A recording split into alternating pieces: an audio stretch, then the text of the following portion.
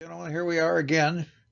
Now we're going to go on topic two. Now that we know inductive and deductive reasoning is at the basics of what an economic theory is, now we're going to look at some of the pitfalls. Economics has been developed over several hundred years, and a lot of people have had influence here, and sometimes you can sort of fall into a hole and not realize that that's the case. So we're going to take a look at the pitfalls of economics and then move on. So the pitfalls include dual terminology, economic quackery, after this because of this fallacy of composition, and the fallacy of expectations. Notice over here in the corner that this is a list, and it's a one that everybody should know, and it can be a multiple choice or an essay. Now, one of the problems that we have, of course, is the fact that so many people have had this, so many influence, things like dual terminology, meanings, more than one meaning of one word and two words having the same meaning. Let me play a little clip here.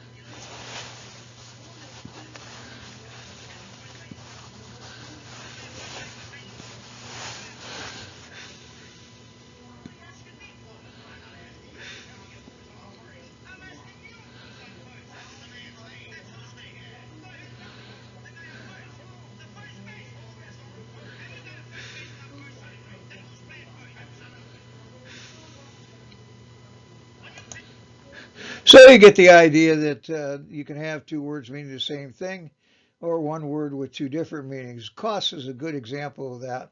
To an economist, generally cost means the cost of making the good, but it could be the price of the good too. So you end up either looking at wages, rents, profits, or interest, which is another way of taking a look at the dual terminology. Here's where we have one word that has two different meanings. Factors of production and economic resources mean the same thing. I guess that's two words with the same meaning. All the land, all the labor, and all the capital in the world are factors of production or economic resources. And land is the economist is all the air, the land, the water, everything in the world. Labor, there are two types of labor. Physical labor, that's performing a task like teaching or digging a ditch or whatever. And entrepreneurial ability, which is defined as the ability of the business person to put a land, labor, and capital together to make a product. And then you have capital, which means to the economist machines. Now this is again a list. It's an easy one. It's a multiple choice or an essay. And these would all be note cards. All these little red ones would be note cards to be studying for the exam. And these over here, of course, are definitions, and here we have the list. Again, just a reminder that I've defined everything as lists, theories, and definitions, that we've put a degree of difficulty on everything, and we've given you an idea whether it's a multiple choice or an essay. Now, it's important to note what the returns are to the factors of production. The return to land is rent. That's labor. The return for labor is physical labor is wages. The return for entrepreneurial ability is profits. And we use the Greek letter pi generally for profits. And for rents, we use a little r. For wages, we use a little w. And for interest as a return for capital, we use a little I there. One of the things that bothers you about the economic pitfalls is that anybody can put out a theory, and unless you go to prove the thing, it's going to be economic quackery. And generally, these theories, there's so many of them that are put out, you don't need to worry as much anymore with all the statistics and the ability, the math and the computers, the ability to test the way we do. When I came to Lewis, a little side story, in 1968, we had a whole room, 3 rooms actually, in the back of Bendill Hall that were full of computers, and they had a memory of 1K. Today, people just laugh at that. But the fact of the matter is they were using IBM cards and disks and the whole thing. But today, when somebody puts out a theory, you can hunt up the statistics, you can test it, and you can turn out and see whether it's any good or not.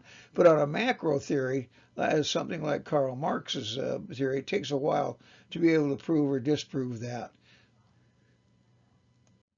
One of the most popular in the 1800s of economic quackery was the utopian era. A fellow named Robert Fortier, a Frenchman, he hypothesized that if you took 12 people doing what they wanted to do, he called it a phalanx, and you grouped those in groups of 12, and he called that a hotel. And then he referred to the 12 groups of 12 as a grand hotel, that everybody would be able to do what they wanted to do, and it was the greatest thing you could possibly have.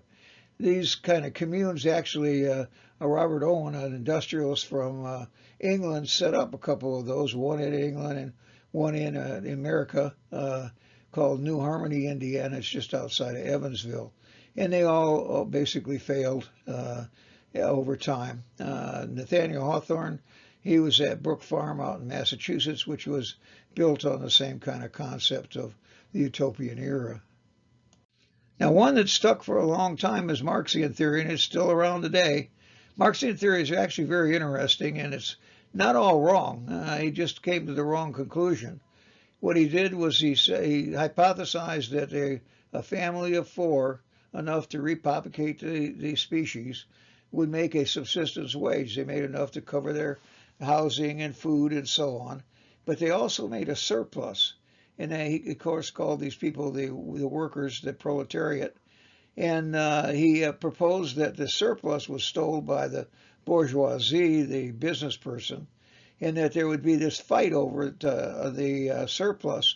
And that he called the thesis versus the antithesis, and that it would have to be a violent revolution, and the labor would ultimately win, and you'd have a communist government, and everybody would be happy.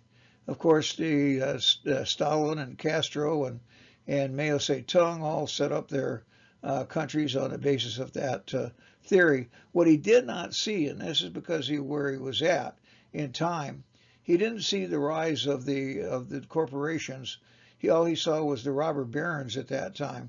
But later on, when the middle class began to be able to buy stock, then you end up with the labor, the proletariat, being the bourgeoisie. So you don't need to steal anything from them. They're the same people. As a result, you don't need a violent revolution, and you don't need a communist-controlled labor government. After this, because of this fallacy, is one where you see something happen and then something else happens, and you say, well, that had to be the cause of it. We've seen floods in the Mississippi Valley River and do the corn crop in. Yet the reason that the corn crop didn't make it that year, there was an overabundance in other areas, or there was a drought in other areas, and so on. So one doesn't cause the other. Little side story here. You take a look at Lewis. When I first came to Lewis, every night at 3 o'clock on the dot, you'd hear an explosion. And of course, we're an airport, so you'd see the planes going over, and you'd think that would be a sonic boom. But what actually it was the quarries across the street were active at that time, and they were blowing up more rock.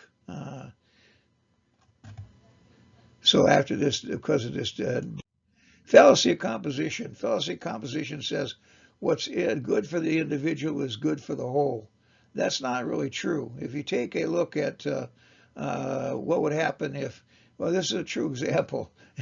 I was teaching at Lewis for maybe 3 or 4 years by that time, and my son, I brought him to class, had a babysitter problem that day, and I put him behind the podium, and I started lecturing, and he was a good kid. He didn't say anything, and then pretty soon he tugged on my leg. He said, "Dad, there's a fire down here." I said, "There can't be a fire underneath the podium." So I kept lecturing. He pulled on my leg a little bit later. "There's a fire under here." I said, there can't be a fire under there. The third time he did, I looked down. Sure enough, there was a fire down there. He turned on the opaque projector, and the fan had it was too close to the podium, and it caused the thing to be on fire. So if I'd have yelled fire at that point, as an individual, you should have gone to the door. But if we all went to the door at the same time, we'd block it up, and we'd end up having one of those tragedies that you read about every once in a while. What's good for the individual is not necessarily good for the whole. That's a pitfall. Now, economists are leery of that, so what they do is they break up economics into the study of macroeconomics, which is the study of the whole economy. Here we're going to talk about inflation, we're going to talk about unemployment, we're going to talk about all sorts of national statistics, GNP, GDP, and so on. Microeconomics, though, that's the study of the individual economic unit. And we're not studying that this semester, but here's where we're going to get employment at IBM, or we're going to get layoffs at IBM, or the prices of IBM's stock or whatever. The last fallacy is the fallacy of expectations. And that says that when you're building your theory on what you expect to happen, Edsel Ford is probably the best one there. He was the president of Ford in the 1950s. He wanted a car that everybody would remember him by, so he commissioned a car in 1953.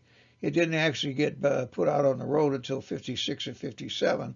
And it was turned out when they did the survey, people wanted the big chrome and they wanted the ugly colors and so on. But by the time it got out into the being built in 58, I guess it was 58, right? Built in 58 turned out to be a really ugly car. They only made about 35,000 of them, and he's remembered all right, but not for the reason that he wants to be remembered. Now, I've included at the back of each chapter, each topic, a list of questions, and all you got to do is flip that question, and the answer is right there. So you can take a look at what the question is. These are all, of course, note cards, and we can flip those back again. Okay. So you can take a look at those. We'll get this guy out of your way so you can see that last one too. All right? Okay, well, that's topic 2, folks, and we look forward to seeing you in topic 3.